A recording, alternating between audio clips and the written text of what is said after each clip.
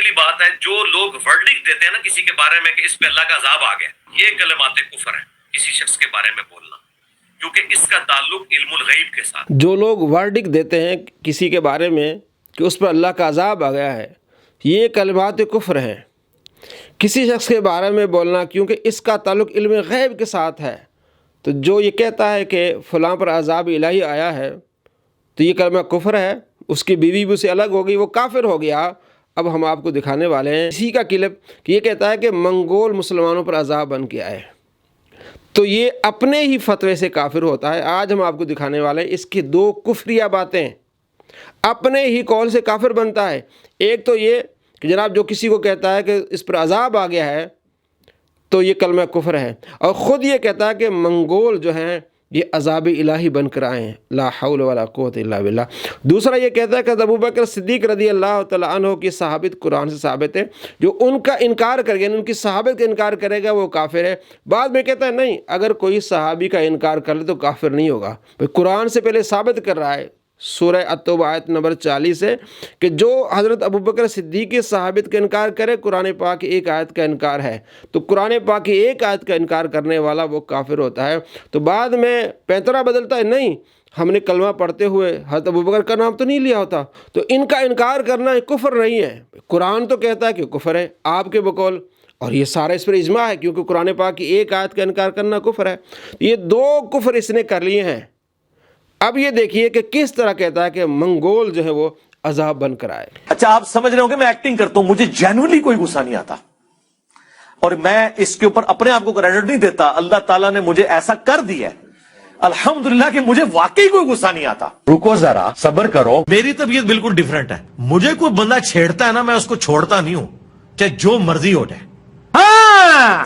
ہم منگولوں کی اولاد ہیں، ان کو پتہ نہیں ہے منگولاں دے ہاتھ لگے نے تو سارے بابے منگولاں نے وڈے ہوئے نے، جتنے اولیاء اللہ نے جدوں وہ کافر سن، اور انہوں منگول مسلمان ہو جان تے ان بھی بابے انہوں نے ہی وڈنے نے۔ تو ایک میری سرشت میں ہے، میری نیچر کے اندر ہے۔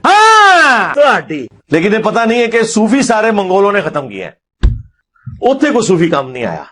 جدوں منگول چڑھے نا وہ اللہ کا عذاب بن کے نازل ہوئے نا ان کے اوپر۔ رکو ذرا، صبر کرو۔ ظاہر ہے کہ تکلیف اللہ تعالیٰ کی طرف سے انسان پہ آتی ہیں، کبھی اس کی بدعمالیوں کے نتیجے میں، کبھی آزمائش کی صورت میں۔ آج کی ڈیٹ میں چونکہ پیغمبر وقت دنیا میں موجود نہیں ہے، لہٰذا کوئی بھی آنے والی تکلیف جو ہے اسے آپ قطعاً عذاب الہی نہیں کہہ سکتے، کیونکہ یہ خالصتاً علم الغیب سے تعلق رکھنے والی چیز ہے جو کہ صرف پیغمبر کے ساتھ خاص ہے۔ کیسی گستاخی کرتے ہیں، ہم منگولوں نے کاٹ کے رکھا ہے، انہیں پتہ نہیں کہ میں منگول ہوں۔ ایک تو یہ کفر کر رہا ہے اپنے ہی فتوے سے، دوسرا یہ فخر کر رہا ہے۔ نبی صلی اللہ تعالیٰ علیہ وآلہ وسلم فرماتے ہیں، مسلم شریف میں حدیث ہے کہ میری امت میں جاہلیت کے کاموں میں سے 4 باتیں ہیں، ان میں سے ایک بات یہ ہے کہ باپ دادا پر فخر کرنا، جاہلی نسب پر فخر کرنا۔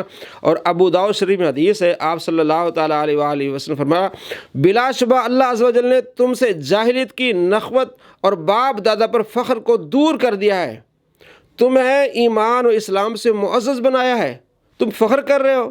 اور آگے سلسلہ احادیث صحیحہ میں حدیث ہے کہ نبی علیہ السلام کے سامنے ایک شخص نے کہا کہ میں فلاں کا بیٹا ہوں، فلاں کا بیٹا ہوں، اس نے فخر کیا، تو آپ علیہ السلام نے فرمایا کہ موسیٰ علیہ السلام کے زمانے میں بھی ایک شخص نے فخر کیا تھا، میرا فلاں باپ ہے، میرا فلاں باپ، 9 اس نے نسب گنائے تھے، تو اللہ نے وہی فرمائی کہ 9 کے 9 سارے جہنمی ہیں اور تو 10واں بھی جہنمی ہے، جو جاہلی نسب پر فخر کرتا ہے۔ اور ترمذی شریف میں حدیث ہے، آپ علیہ السلام فرماتے ہیں، باز آ جائیں وہ قوم جو اپنے ان آبا اجداد پر فخر کر رہی ہیں، جو مر چکے ہیں، وہ جہنم کا کوئلہ بن چکے ہیں، اور یہ فخر کر رہا ہے۔ ہم منگولوں نے ان کو کاٹ کے رکھا ہے، مسلمان شہید ہوئے اس پر یہ فخر کر رہا ہے، کیونکہ اس کے دل میں بغض ہے، اور جس کے دل میں بغض آ جاتا ہے تو وہ اللہ کا دشمن بن جاتا ہے۔ تو جو اللہ کا دشمن بنے گا تو اس طرح اپنے ہی فتوے سے کافر بنے گا۔ اس کے باباجی البانی انہوں نے لکھا ہے، سلسلہ احادیث صحیحہ میں حدیث نمبر 409 اور مشکات المصابیح میں حدیث ہے 4902، آپ علیہ السلام فرماتے جو شخص جاہلی نسب کی طرف نسبت کرے اور اس پر فخر کرے تو اس سے کہو کہ اپنے باپ کا آلت نسل کاٹ کے منہ میں لے لے، اور یہ بات کنایے سے مت کہو، ڈائریکٹ کہو کہ اتنا تو جاہل آدمی ہے، تو جاہل نسب پر فخر کر رہا ہے۔ اور ترمذی شریف میں حدیث ہے 3955، آپ صلی اللہ تعالیٰ علیہ وآلہ وسلم فرمایا، لوگ اپنے فوت شدہ آبا و اجداد پر فخر کرنے سے باز آ جائیں، وہ تو دوزخ کے کوئلے ہیں، یا وہ اللہ کے یہاں کرم نجاست سے بھی زیادہ حقیر ہیں، جو کہ اپنی ناک سے غلاظت دھکیلتا ہے، یعنی جو فخر کرتا ہے۔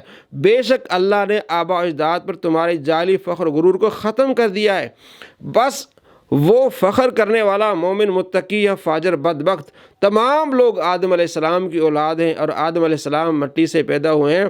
تو آپ علیہ السلام فرماتے ہیں بے شک اللہ نے آبا و اجداد پر تمہارے جعلی فخر و غرور کو ختم کر دیا ہے، اللہ نے ختم کر دیا۔ آپ علیہ السلام فرماتے باز آ جائیں، یہ باز نہیں آ رہا، یہ اللہ سے غداری کر رہا ہے، نبی علیہ السلام سے غداری کر رہا ہے، صرف اس کے دل میں بغض آیا ہے۔ کس کا؟ اولیاء کرام کا۔ تو پہلے اس کے دل میں اولیاء کرام کا بغض آیا، اس طرح اس نے کفری جملے کہے اور خود اپنے فتوے سے کافر بن رہا ہے، اور اس کے بعد اس کے دل میں مزید صحابہ کا بغض آیا، پھر اولیاء سے دشمنی، اب صحابہ سے دشمنی کر کے حضرت ابو بکر صدیق رضی اللہ تعالیٰ کی صحابیت کا انکار کرنے والے کو کہتا ہے وہ کافر نہیں ہوگا۔ یہ ذرا سنیے۔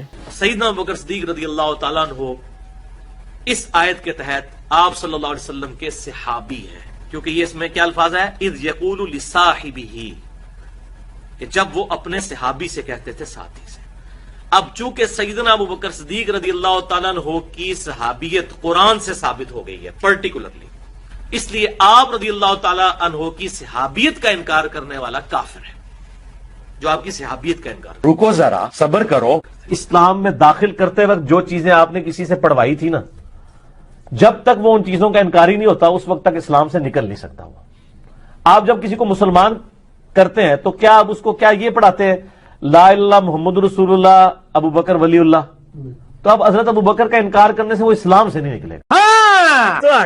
اب فیصلہ آپ نے کرنا ہے کہ حضرت ابو بکر صدیق رضی اللہ عنہ کی صحابت قرآن سے ثابت ہے۔ قرآن پاک کی ایک آیت کا انکار کرنے والا کافر ہو جاتا ہے۔ اس نے خود فتویٰ دیا، ہم نہیں کہہ رہے، خود فتویٰ دیا کہ حضرت ابو بکر صدیق رضی اللہ عنہ کی صحابت کا انکار کرنے والا کافر ہے، اور آگے خود کہتا نہیں جناب، ان کو فاسق کہنے والا، ان کو کافر کہنے والا بھی کافر نہیں ہے۔ الامان والحفیظ، الامان والحفیظ۔ تو یہ اپنے فتوے سے، کیونکہ قرآن پاک میں ان کی صحابت کا ذکر ہے، تو اپنے فتوے سے یہ 2 مرتبہ کفر کر رہا ہے، 1 مرتبہ نہیں 2 مرتبہ کفر کر رہا ہے۔